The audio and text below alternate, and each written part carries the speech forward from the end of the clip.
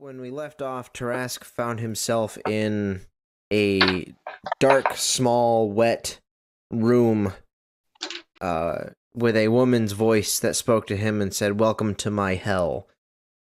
And that is where we're going to pick up.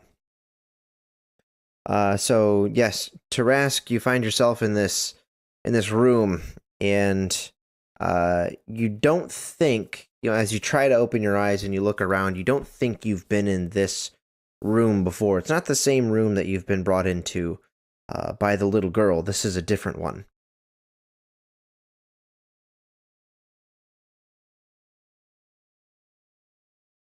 But I'm not chained. I'm walking. You're free. Yep, as far as you can tell, you're maybe either crouched or on your feet, or maybe you have appeared there laying down, but you are free. Well, I guess the logical thing is to look around. I mean, I'm not sure. I feel like you might have to tell me. Like, I know what's going. I mean, I'm familiar with this sort of thing. I've been in the reality and then in here. So would I recognize or be any part of me thinking that this is reality? And as far as you can tell, it's as real as the other times you've been here. And which every other time you've been here, it feels very real. Again, like when Daniel takes you into the spirit realm, it's very much the same kind of thing. It's tactile, it's real, but you know that it's not physical. Okay. So I do know. Yeah. So I don't really bother looking around, and like I mean I'm looking around, but I'm not trying to figure out like where I am because I know I'm not going to do that. So I'm just looking for the source. I know somebody has to be. This place has to be a reason because these kind of plain just open for laws whatsoever. So I'm gonna basically look for a entity, not necessarily a person, but Yeah, a thing. as your eyes adjust and you look around the room, just make a regular old perception test for me.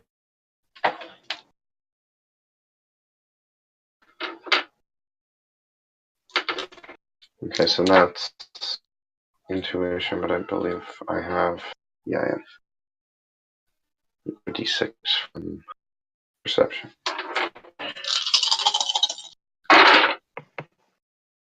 This can be. This can be 2 is 10, 4 is 14, 2 is 16. 16. Okay. Yes, you start to look around, your eyes adjust to the room, and you can tell that there is a figure in the room with you. It's a little bit dark. It's dimly lit, but it's still pretty dark, and your vision's kind of hazy. But there does appear to be somebody in the room with you.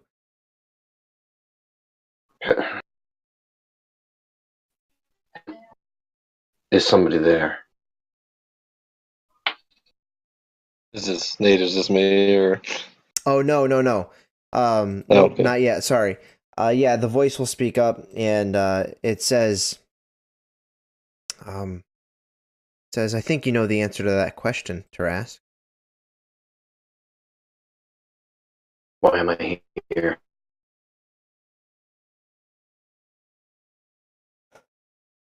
You hear her breathe out, much like I just did, and she will say,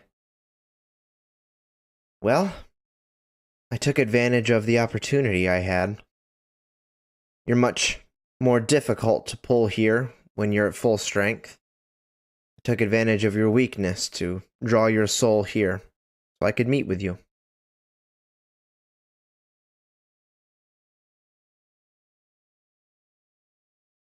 What do you want? Last time I saw you, I set you free. Was that not enough? That wasn't me. That's a part of me. Or at least it was once. Terrask is a little confused. She steps in closer, and you get a clearer image of her face, and I'm actually getting that right now. I'm cropping it so I can drop it into the Discord channel, which I have right here. And when she steps into view, through your eyes have stopped becoming so hazy, and you can see this absolutely beautiful elven woman. You see similar features in her face as yours, and you know this to be Lady Neladrie.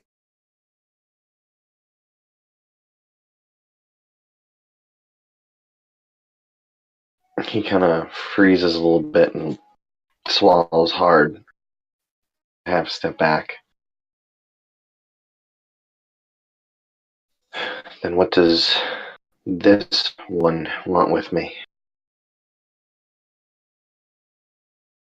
She says, well, I'm still deciding that myself.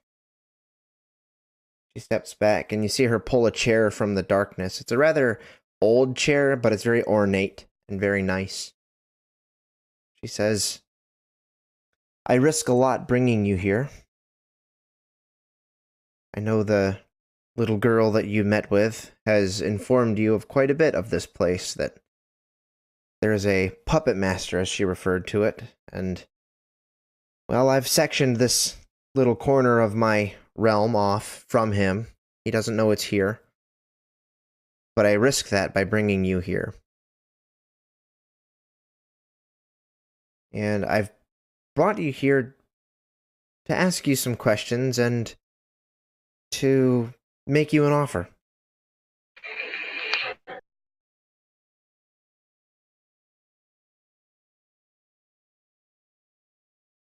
What kind of questions? He says, what does my son, Terrask, what do you value most in your life? Now, I value myself, my own ability to survive.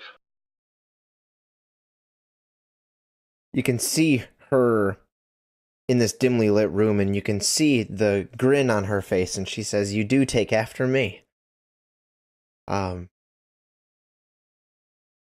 is a good thing.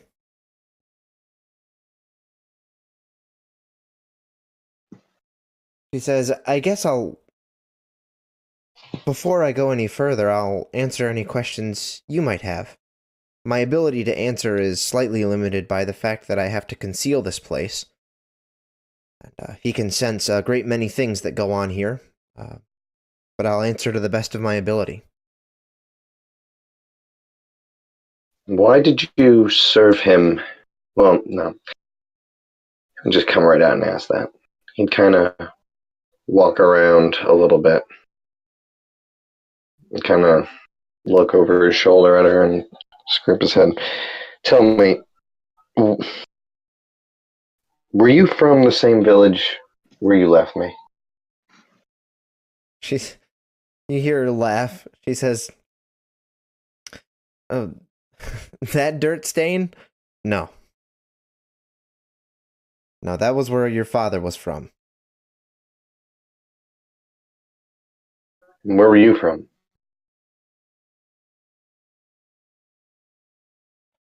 She sighs, and she says, I was, I gotta pull up my map. The name is escaping me. Hold on. Sorry.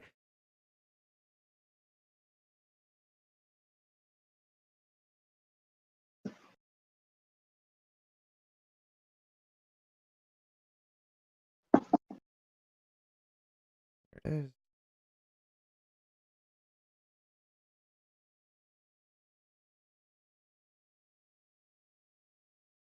Okay. She'll say, I'm from the east, past what's now known as the Stormcrag Mountains. Once they were known as the Gildazun Mountains, and they were very beautiful. Or not the east. Sorry, I'm getting my... If you're looking at a map, east is to the right? So west. From the west. West of Luich, west of Nala, and And why did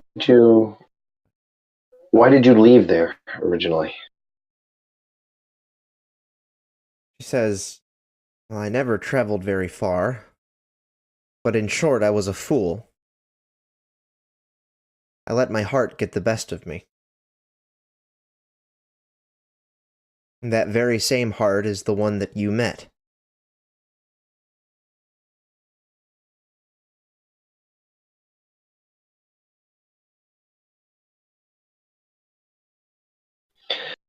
Now answer the most important question.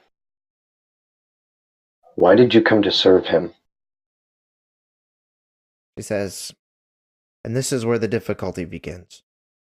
You must understand that I can't say particular names, and I cannot speak directly of a particular person.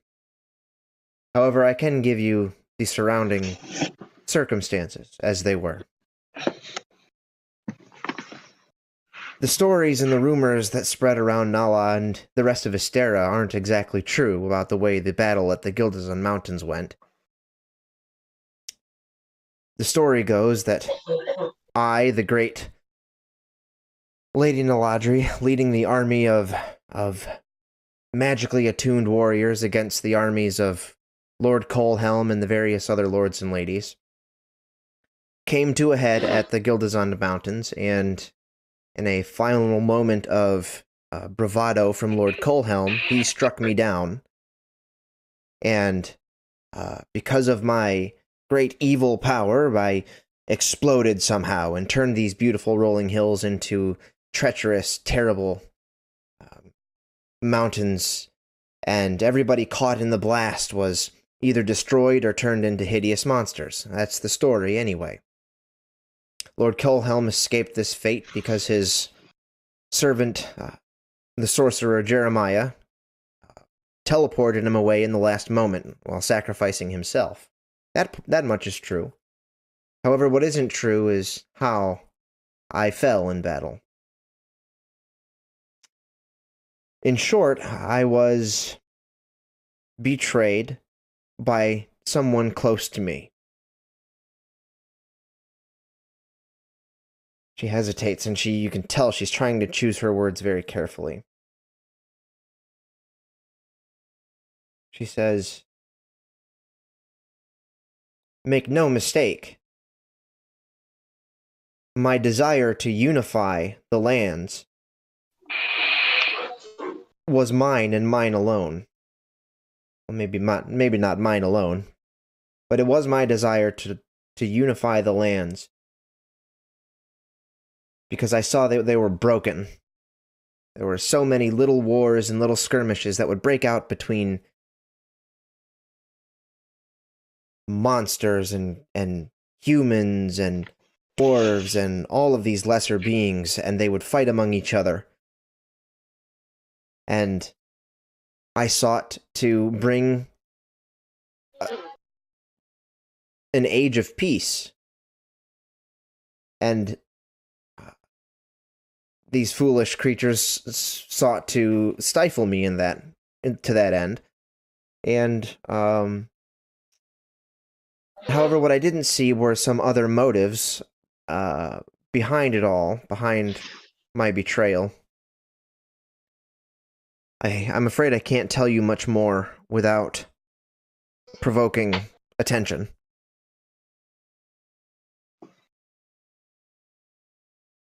But that tells me how it ended.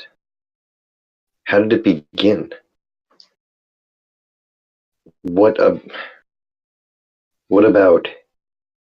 that man's methods appealed to you? She says, assuming we are thinking of the same person, then they didn't. because it wasn't him. It was someone who shares, she's trying to parse her words. She says it's someone who shares the same relationship that you and I have.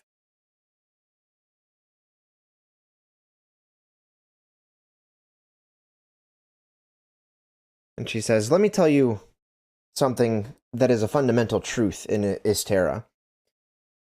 There is something that exists called a soul debt. When a creature dies, its soul and body are they cease to exist in the physical realm. The body will wither and die, and as all natural things do, and the soul is sent to, well, wherever afterlife goes in this place. However, if a body dies and the soul does not go to where it is meant to go, then that soul owes a debt. It owes a debt to the thing that is keeping it here. So, in the moment of my betrayal, I had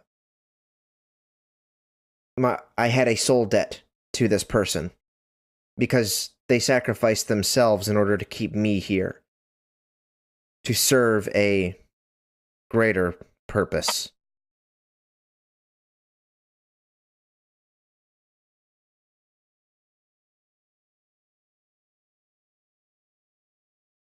Then that is all. Ask your questions. She says,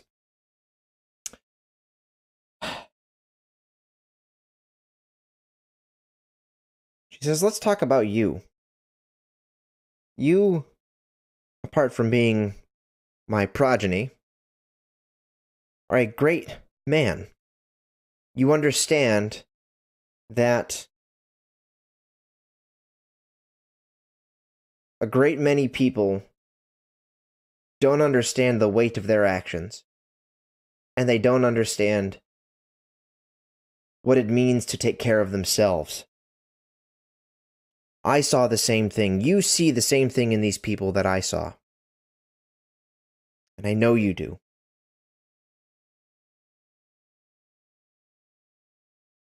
She says, what if I... She hesitates again. She says, what if I could tell you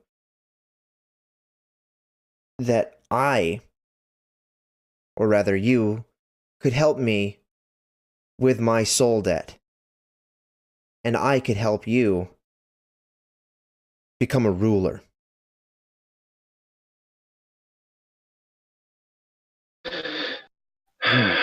You misunderstand me altogether. I don't wish to rule over people. Would rather people not have any rulers at all. I'm trying to gain my own land so I can be free of all these people and their stupid games. I don't want to rule anything, Mother. She says, what rule can you have over your own life if you're always needing to help these lesser beings? There will always be someone at your doorstep begging for the help of someone greater. I'll deal with that in my own way. Makes no difference to me if they beg. I help now because it serves me. Later it might not. And I'll take to the woods. Choice is not live as I do now or rule over a kingdom. She I have says, many options. I know you know better than this. And she asks you to close your eyes. Close your eyes.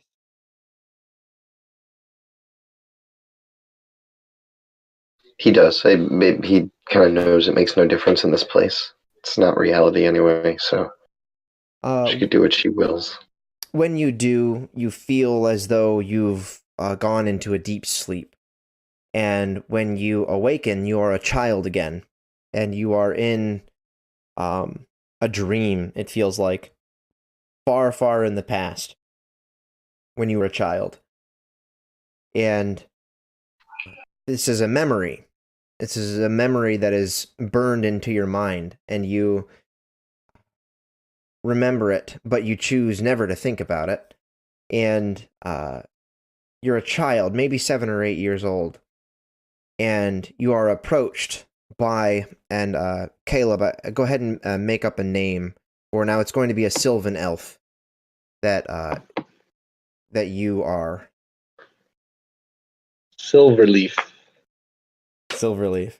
Yes. Old D&D name. Yes, you're approached by Silverleaf and a few of your other new acquaintances. New because you hadn't really ventured out to kind of make friends. You've kind of stayed to yourself, and then you ventured out. You made a few friends, and Silverleaf among them. And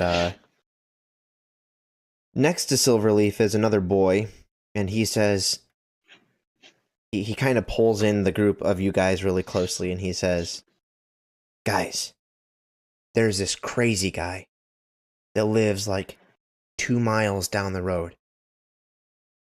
He worships some green dragon that he thinks is it's God or something. He's absolutely crazy. He's got these creepy things, but he's got a shack on his property. And I heard it's haunted. Want to go check it out?" Yeah. Yeah, let's go do that. Absolutely. Yeah. And so Haunted? It's haunted, you say? he says, "Yeah." And he looks at you and he says, "Silverleaf, grab your slingshot and grab the biggest rocks you can find." And then he looks to Terrask and he says, "Terrask, you got anything you can bring? We might run into trouble. I mean, this is serious." My uncle gave me a little bow. I can get that. He said, "Grab it. You'll need it." Be a short bow. And he'll go running barefoot back to his family's house and kind of slip in the window instead of going in the front door so nobody notices him and asks any questions. Yeah, and you've got no problem.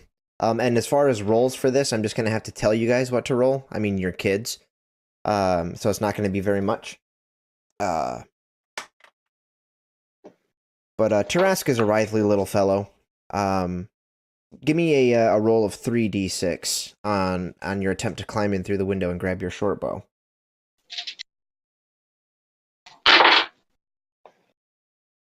10.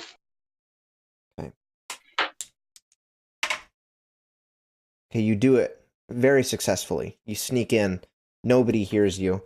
Your uncle is asleep in a chair, and the woman that you call your mother is in the kitchen making some type of stew. And you're able to grab your bow, get out, and meet back with the other guys, who are now at the edge of town waiting for you. And you go running, and you meet up with your buds. Yeah. And yep, there's Silverleaf has this kind of like little bandolier of rocks. And he's holding like this big rock in his hand too, kind of flicking it up, catching it. Yeah, and the other guys, the other boys will one of them has a little wooden sword. It's actually quite sharp. You could do some real damage with it. You can tell he spent a little bit of time whittling it away and getting it sharp. And he's shown you before that he can cut apples straight in half with it, no problem. And the last boy, he would have he fancies himself a good with like a bow staff. And you know his father works a lot in a field with a scythe. And so this little boy, he's got a kind of a just a tree branch, but he's cleaned it off, and it looks kind of, still looks like a tree branch, but it looks like it's been made into a little walking stick slash bow staff. And the one boy looks at everybody, and he says, "Are you guys ready?" Yeah. Yeah, we're ready. Yeah, let's go. And it's like pre-dinner time, so probably about like 4 o'clock, and so the sun is out, the heat of the day is gone, but the time to adventure is now. I mean, when you're a kid, that time in between getting your homework done after being at school and then before dinner, like that's the time That for, was that for was little playtime. for little boys everywhere, even in different galaxies. It is the time to go romp. So you guys head out into the forest, and it quickly through the canopy of trees becomes quite dark. And as you guys make it further into the forest, give me perception tests. Silverleaf, 2d6, and Terrask, 2d6 as well. 6. Okay. 5. Okay, you both hear a loud branch snap. You guys think you're maybe about halfway there as you're kind of whittling through the woods. There's a loud snap of a branch out to your right. Stop. Stop. Wait to our Kind of at right. the Okay. same time. Did you hear that? Yeah, something's there. And I'm like pointing to the, I guess where you heard the sound. I'm kind of pointing like something's over there, maybe. And the boy who's been a bit of a ringleader, his name is Taylor. Go ahead, Rory. I was gonna say, can Terrask kind of like hop behind a tree and kind of look out with just his head? Yeah. Yeah, you pop out, and as you look in there, the vegetation, everything is just too thick. He can't quite make anything out in there. And then you guys hear another rustle of bushes on the other side of the trail that you're following. All right, Silverleaf takes out a sling, takes out a rock, and kind of gets it ready. You see him Yeah. kind of like, he gets low and like looking around. Terrask is gonna like slowly reach back and pull out an arrow, put it in his little short bow, kind of draw it, like keep it like pointing kind of down like this, and kind of crouch and be looking around nervously. Yeah, and Taylor, the kind of ringleader, he says, "Quit being a bunch of sissies. It's probably just squirrels or something." Yeah, I know. And he releases a little bit on the arrow and kind of like loosens it a little bit and kind of like acts, but he's still kind of looking like this, but he's trying to relax his shoulders, like he's not bothered. Like, Like, yeah, I know. Wait, look. I think she's Silverleaf pointing. Over there, what's that? And it's kind of more like in the front of you, but off to the side. You see him pointing into the woods. Like, hey, guys. Talking to Terrask and Taylor, like, what's that up there? And my sling out. Yeah, when he points up there, what you see is it looks like some kind of draconic dream catcher. It's got like some like wings made out of like some type of fabric and twigs, and then crudely made effigy of a dragon in the center of it, hanging from a tree. Looks old and half rotten. I bet you Jeremiah made him. He's creepy. Taylor's like, yeah, you gotta watch out. You don't know what kind of crazy stuff this old man's into. Let's get going. Don't touch it up if it'll curse you. That's a curse? Probably. Quit being such a sissy. Let's go. Hey, you don't want to get cursed. Call sissy. You don't want to get cursed. He just begins trailblazing ahead. Yeah. Come on, Silverleaf. Don't be too worried about it. And Silverleaf kind of has like a look on his face, like as he's trudging along behind. Finally, you guys come to a clearing, and in the next field over is this old man's house, who Terrask has labeled as Jeremiah. And I'm sorry, I thought you said his name was Jeremiah. oh no, that was from when Lady Neladrie was explaining to you what happened in her betrayal. I'm Jeremiah sorry, was what did you say this guy's name was? I didn't. Oh, I thought you did. Oh, I'm sorry. Okay. Yeah, at least if I did, I forgot it. So you can come up with a name. Well, I think it's Jeremiah now, just to add an extra layer of confusion. Yeah. It's we'll refer to him as Jerry. Jerry? Yes. Okay. Yes. I like it. Old Jerry. Old crazy Jerry. Old Jerry. Yes. Awesome. Old crazy Jerry. Yeah. And you know that his house is off maybe about a quarter of a mile in another field, and that you guys are coming into this opening field where he has this old like barn shack, which is where Taylor was leading you guys. And as we get closer, I want to kind of run a little bit closer behind Taylor and just be like, I'll bet that was old crazy Jerry that made that twig snap. He's probably following us. Jerry? You think Jerry put that there? Crazy Jerry, he worships the green dragons. He's a creepy old guy. That's definitely him. Well, He's probably stalking us. yeah, maybe. You see Silverleaf kind of like looking around.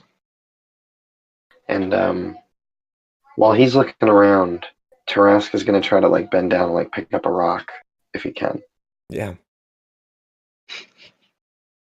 And just like a few seconds later, like down, like as they're jogging, kind of like behind his back, like the opposite way he's running, sort of thing, like throw the rock. So like behind, you're throwing it. Yeah, but trying to make like a loud noise, like throwing it into the brush.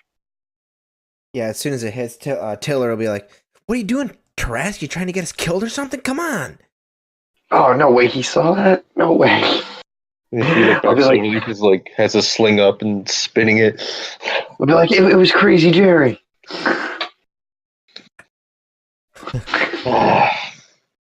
So Terrask, is Trask being like a dick trying to scare his friends? Yeah, basically that's what he's doing. He's mostly trying to bust Silverleaf's chops. So he might be like saying to like Taylor, like, it was old crazy Jerry. What are you talking about? It wasn't me.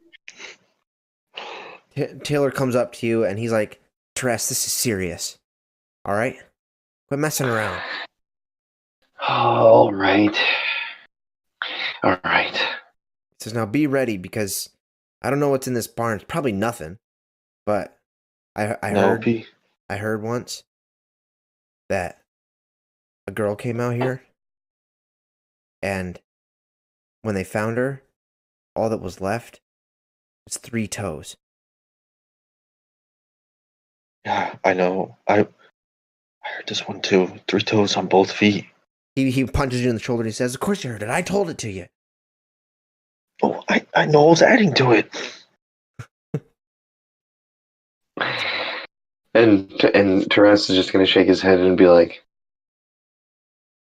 not gonna find any ghost, but it's okay. I'll bet old Jerry has some magic stuff. I want to see it. Don't want to get cursed. You guys start making your You're way. gonna get cursed, Silverleaf. You're gonna get cursed as Taylor opens up the door to this barn loft kind of thing. It's really dark inside, and both you make perception tests, just 2d6. 5. Ooh, nice. 8. Okay, Terrask, you notice what looks like as the light kind of comes into here, the doors they open up. And you see what looks like a little bit of blood that trails off into another shadow that you can't see beyond there. Blood, you said? It looks like blood, yeah. So he's gonna kind of like put his hands out like blindly to like Tyler and Silverleaf and just be like, something happened here. I think there's blood on the ground. See Silverleaf kind of trying to like look ahead. Hmm.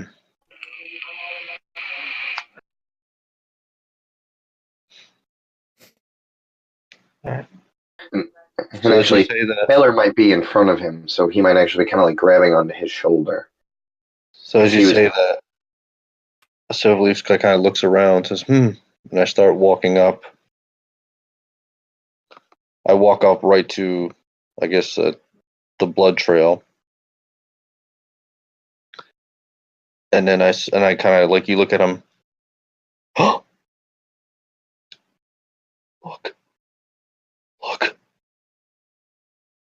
The Silverleaf starts backing up. Taylor looks visibly like scared at this, at Silverleaf. Silverleaf's like, literally, it's the toes.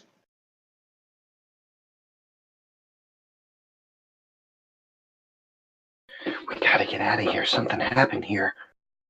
We gotta tell somebody. Taylor There's said, blood. There's blood and there's toes. He steps forward. He's like, there's no freaking toes over there. Shut up. And he marches over there and he bends down and he picks something up and he's like, let's just get it into the light into here. And as soon as he comes to the light, he thrusts it in everybody's faces, and it is 3 severed toes. And as soon as you all see it, Terrask, make a 2d6 willpower test. So I got a 3 and a 6. So I got a 9. Okay. Unfortunately, it's a bit more of a set piece since it's a dream. But if you had rolled like double sixes, I'd say I would have changed it. Otherwise, this scares you to the core. You see this and oh my gosh, like they're toes that you just found here. How does he react? I think he's just frozen. I mean, he's just 3 toes. We gotta. The doors close behind you. Silverleaf, did you do that? No. He literally has like both his hands up. No. And then all at once you hear a lot of ruckus going on in the barn. And then you hear scuffling that gets closer and closer really fast. And then you feel, Terrask, you don't even have time to react. You feel yourself get thrown to the ground and you get kicked in the gut. And you hear a few of the other kids making grunting sounds and stuff like that. You get jacked in the face and you feel like you're getting assaulted by a monster. You're just getting kicked and beat and punched and scratched. And you think you're going to die. You think this is what took the toes, and I'm dead. I'm done for. This is it. And then all of a sudden it relents. It stops. And the door opens up to the barn. It opens up slowly and floods the light back in. And when you're able to kind of pick your head back up, and you look out, you see your friends standing over top of you, smiling. Taylor says to Silverleaf, we got this little pipsqueak good, didn't we? Yeah, damn right we did. He goes for like a high five to Taylor. Dirty. And it says, you'll never be our friend, you little freak. And he gives you another kick in the gut. You know, and then Silverleaf like spits on him, yeah, and then, you know, Terrask, you kind of look up. Let's imagine that throughout this, there was, in a movie sense, that there was one kid that was never really okay with it, and who you were drawn to a little bit more than the others because it was always a little more sympathetic. You know that kind of character I'm talking about?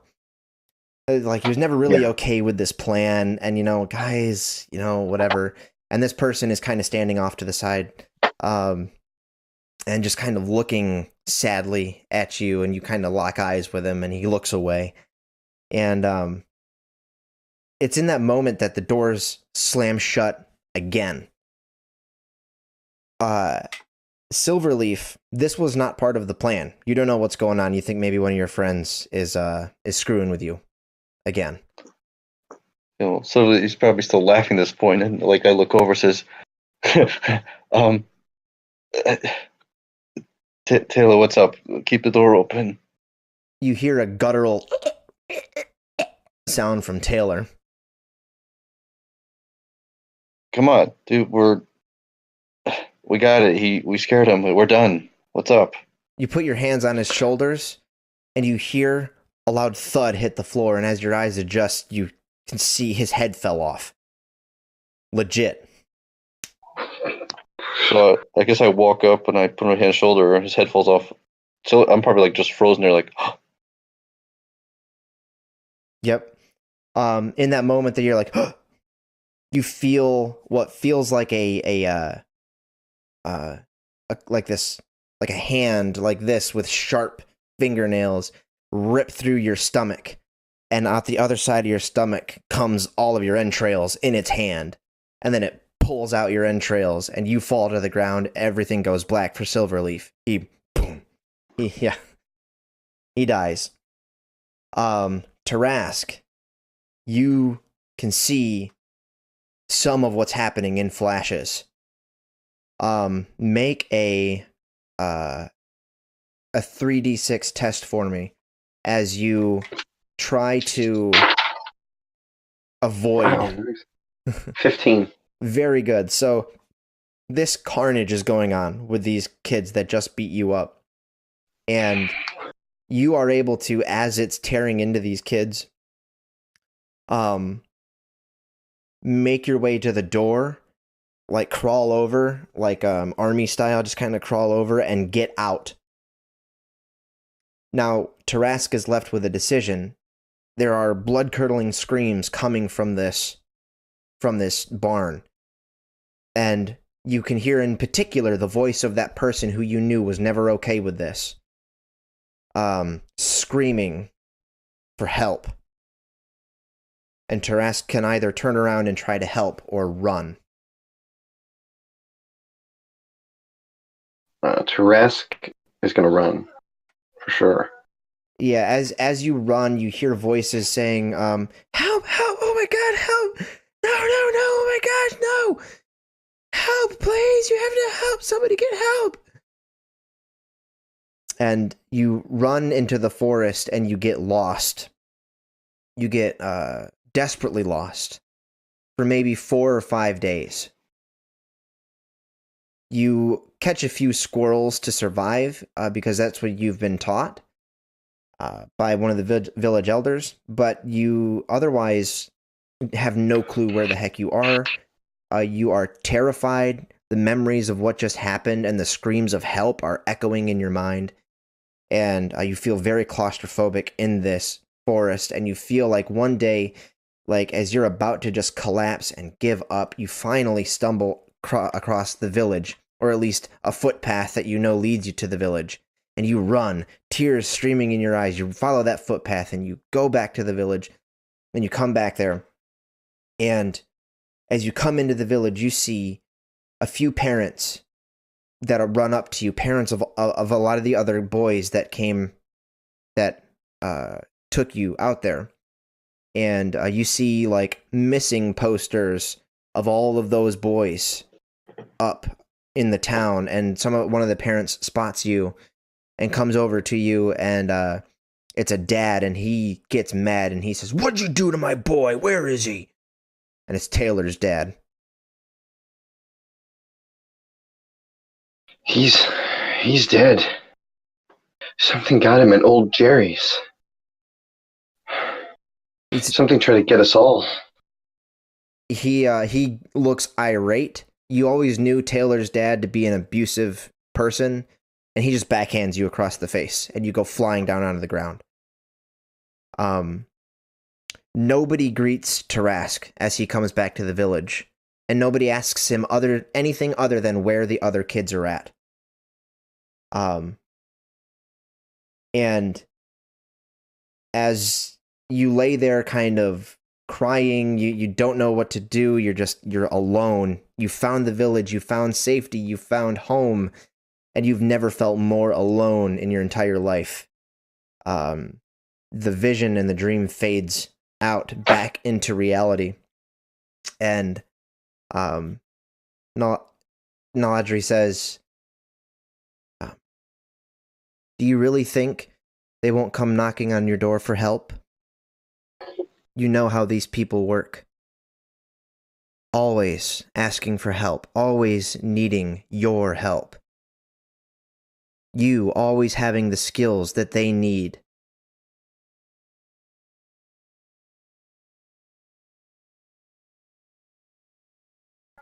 Doesn't mean I want to be their king. Then don't be their king. Then what do you want of me? She says, allow me to pour myself into you. And you can guarantee yourself that no one will ever find you again. You can make a fortress. You can create a land of your own. Carve out a piece in this world for you, just yourself.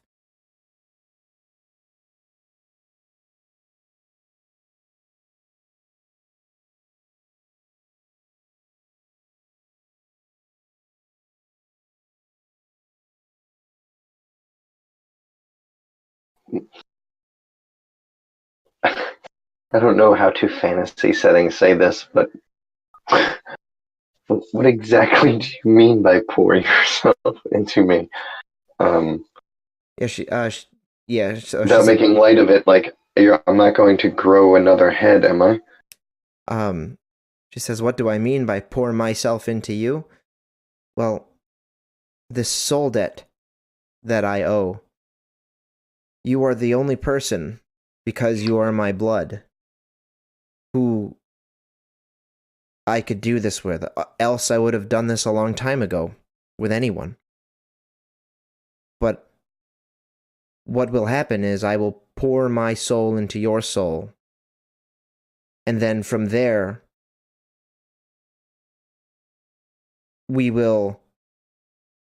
She tries to explain it, and it's difficult to explain. She says, there will always be a part of me in you, but because there will be two souls together, combined, then we can cut that energy in half. There will be one whole soul left, and one left over to pay the debt.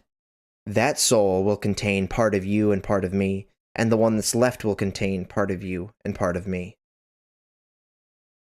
In effect, giving you my power, and you paying my soul debt.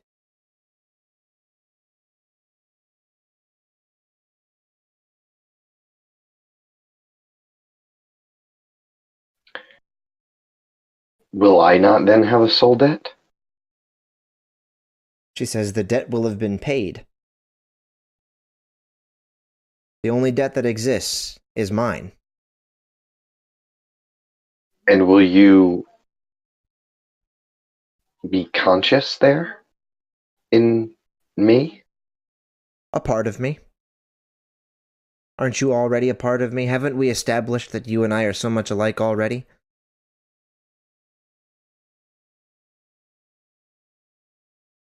He just shakes his head. Irrelevant. I want to be free of troublesome attachments. One inside my very soul seems counter to my every wish. Will not take up resident in me.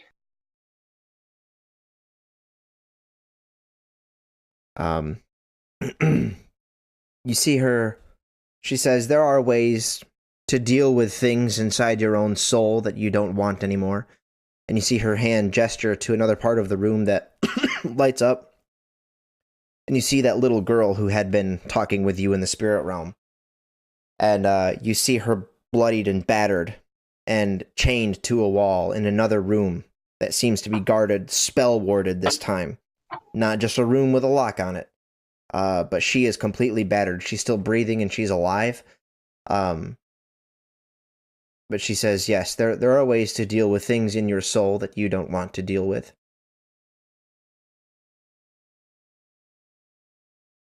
I know such power. I have such power. Without me, what do you have? You're powerful indeed, and that's why people come to you for your help. But when have they ever helped you?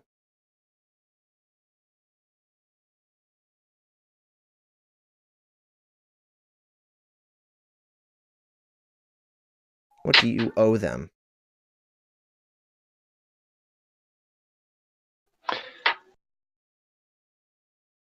I owe them nothing. They owe me. The debt is theirs, not mine. If ever I need their help, Do you think then perhaps I would be in a they sorry will enough give? state. She interrupts you. She says, "Do you think they'll give you help? Do you think these No. people who are incapable of helping even themselves will help you? No. Then in your Never. time of need, would it not be better to have the power to make them help you? Or to have the power to not need anyone's help ever again?"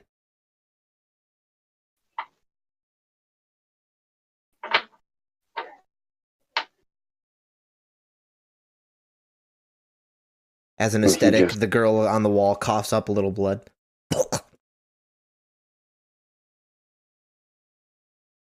I would need your help. And that's the worst help of all. Says, "How do you mean?" She looks offended. You left me with those people in that dirt stain. You care nothing. I don't trust you, and I certainly wouldn't trust you in my soul. She looks very visibly when you say that. She looks really bothered. She gets a look of anger, but like there's a deep sadness there. And she says she looks away. She breaks her eye contact from me. And this is the first sign of weakness that you've seen in this hard, stern-looking woman. And she says, "I admit, I would like to embrace that part of me once more." And she gestures to the child. She says, "That child, that is what I had to do in order to deal with the pain. I had to carve a piece of myself out. Because I knew what was important. I knew what I had to do." Said, "I had a moment of weakness. Your father was a good man, and he died fighting my forces, my troops. He didn't know who I was. But when I saw him on the battlefield, I had to have him. And I did. And I fell in love with him. We talked about running away, but I knew where my duties lied. And then the day came as I was about to accept his offer to run away. He died in the battlefield, fighting my troops. I killed him. It was my fault. And I was going to have to carry that for the rest of my life in his son, in his child." Says, "When I had you, everything in my body wanted to hold you forever." And you see tears start to come down. Says, "But," and actually as that happens, make a perception test. I know it's kind of a weird time for a check. 2, right? Nope, this is your normal Terrask now. Oh, right.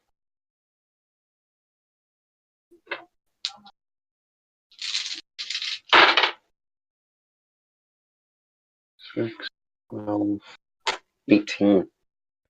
You can see a very ever so faint stream of what looks to be light or energy of some type connecting the little girl and this hardened woman as she begins to become teary-eyed about this. And she says, I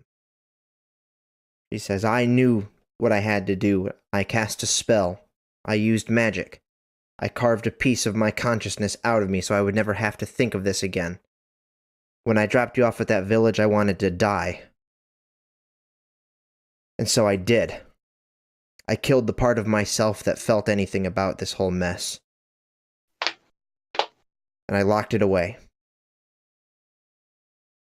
I didn't know all these years later it would reach out to you. I guess a part of me still wants this to be a reality. But as much as I want it, I can't have it. And she steels herself again, and you see that stream of light vanish. She says, but I can't. I've kept her locked in this area so that she could not be found. If I were to make her a part of me again, she would just become corrupted, and she would no longer exist in me anymore.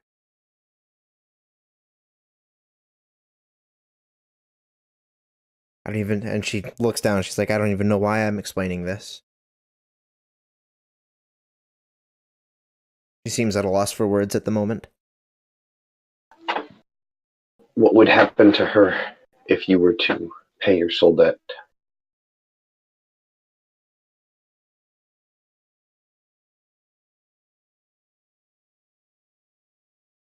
She says I could embrace her again.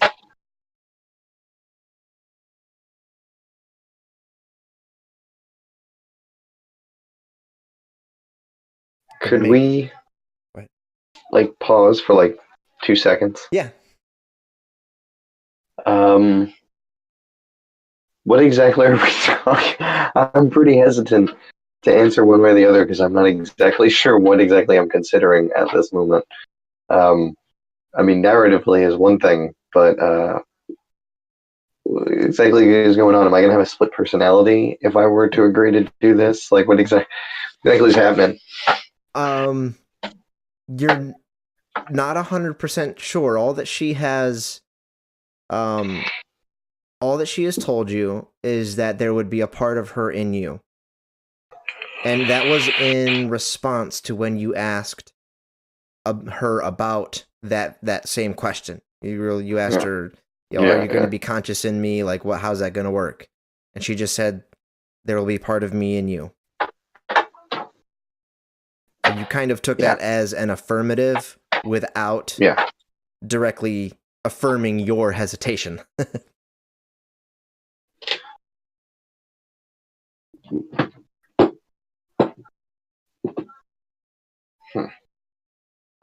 Without affirming my hesitation. Oh, okay.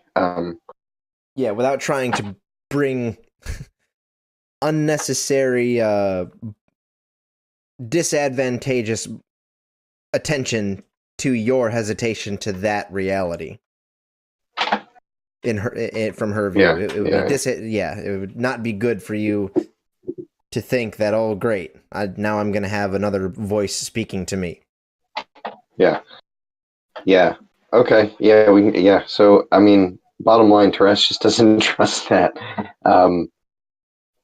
That's kind of the opposite of everything that Terrask is. So he is, he's going to look at her and just say, he's going to say, I wish that I could help you, but your debt is your own. And you speak of what I owe them. I owe them nothing, as I said. I owe you less. This debt is not mine to pay. I'll not have another voice in my head. I'll not have someone following me wherever I go, bringing power or not. If I ever need somebody else's help, I'd refuse it anyway. She stands up and her voice hardens. She says, so be it. And then she holds her hand out and you feel a barrier around you. And chains clasp to your wrist and your ankles. Oh, good. And she says, then your physical body will starve to death, and I will wait for it to die, and then I will consume you. Very not good. And that's where we'll end. Okay. Next time on Dragon's Blood, everybody goes to hell to save Terrask. We have no idea what's right. going on, though, our characters. Not yet. Daniel might.